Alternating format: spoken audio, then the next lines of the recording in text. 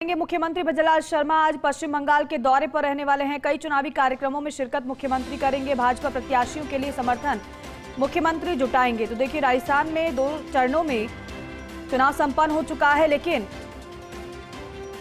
जहां जहां पर चुनाव संपन्न हुआ है वहां के दिग्गजों की एक तरीके से ड्यूटी अन्य राज्यों में प्रचार के लिए लगा दी गई है पार्टी की तरफ से। और इसी कड़ी में मुख्यमंत्री भजनलाल शर्मा पश्चिम बंगाल के दौरे पर हैं। कई चुनावी कार्यक्रम हैं उनके। चुनावी कार्यक्रम में शिरकत मुख्यमंत्री करेंगे। भाजपा प्रत्याशियों के लिए समर्थन जुटाएंगे। तो देखिए, पश्चिम बंगाल के दौरे पर मुख्यमंत्री भजनलाल शर्मा। कई चुनावी कार्यक्रम हैं, उसमें मुख्यमंत्री शिरकत करने वाले हैं, संबोधित वो करेंगे। और भाजपा के प्रत्याशियों के समर्थन में जनसभा होगी, रैलियां हैं, कई कार्यक्रम हैं। बेहद महत्वपूर्ण इसलिए भी हो जाता है क्योंकि जिन राज्यों में जो प्रवासी हैं, वहां के दिग्गज जब पहुंचते हैं तो ज्यादा वो कनेक्ट हो पाते हैं, और इसलिए बेहद महत्वपूर्ण हो जाता है अन्य राज्यों के दिग्गजों का दूसरे राज्यों में प्रचार प्रसार अपने प्रत्याशियों के लिए। मुख्यमंत्री भजनलाल शर्मा आज पश्चिम बंगाल के दौरे पर, कई चुनावी कार्यक्रम जिसमें शिरकत करेंगे। ऐश्वर्य प्रधान हमारे सहयोगी हमारे साथ फोन लाइन पर हैं। ऐश्वर्य, गुड मॉर्निंग। ऐश्वर्य, मुख्यमंत्री भजनलाल शर्मा पश्चिम बंगाल के दौरे पर है, कई कार्यक्रमों में शिरकत करने वाले हैं, जानकारी दीजिएगा। जी बिल्कुल, गुड मॉर्निंग। सुबह की शुरुआत मुख्यमंत्री भजनलाल शर्मा की खबरों के साथ।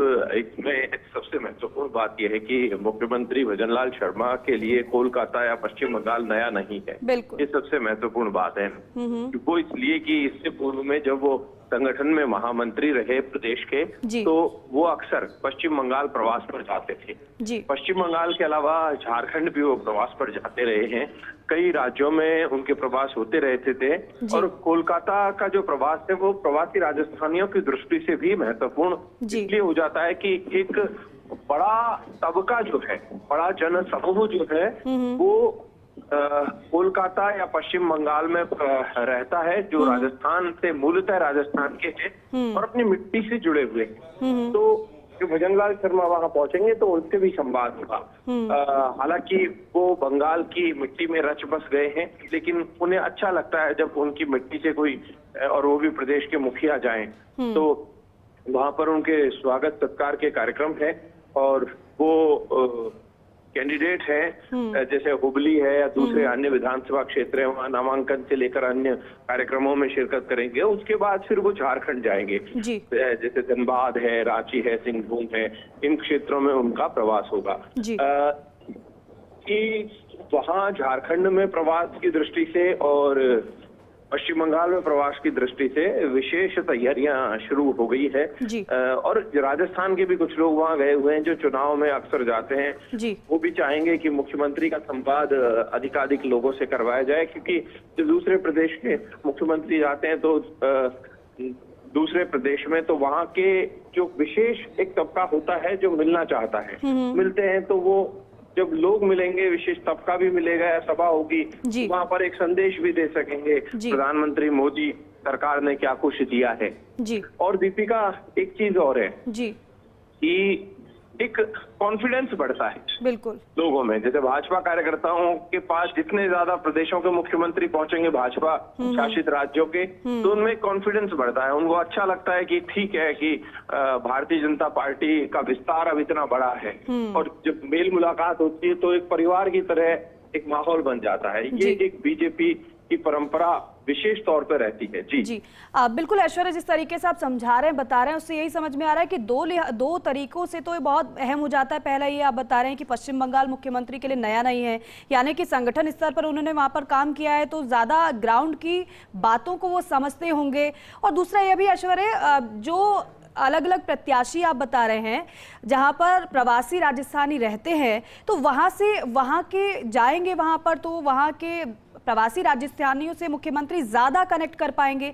एक ये भी जरा समझाइएगा कि रणनीति क्या इस लिहाज से बनाई गई है कि जहां पर जिस राज्य के प्रवासी रहते हैं वहां पर उस राज्य के दिग्गज को भेजा जाए, जिससे कि वो बेहतर तरीके से कनेक्ट उनसे हो पाए।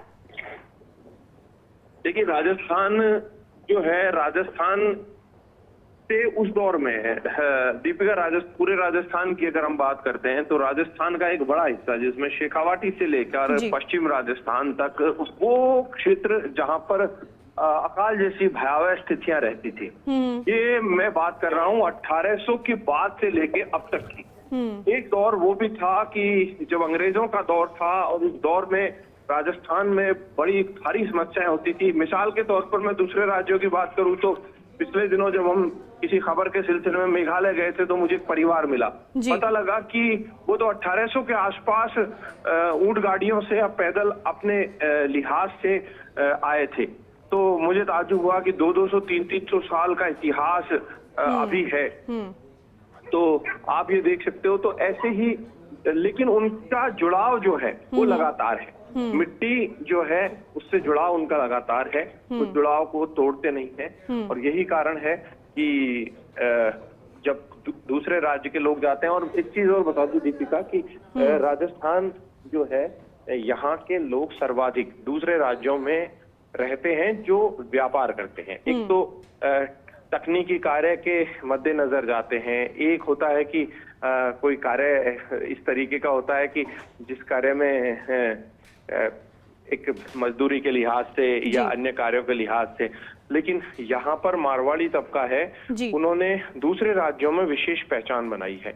दूसरे राज्यों में विशेष पहचान बनाई इसलिए है कि उस दौर में संघर्ष किया, और संघर्ष करने के साथ उन्होंने अपने अपने व्यापार और दुनिया देश के बड़े बड़े व्यापारिक समूह हैं, उनका राजस्थान से ताल्लुक है। बहुत बड़े बड़े व्यापारिक समूह हैं जिन्होंने विषम परिस्थितियों में अपने आप को साबित किया।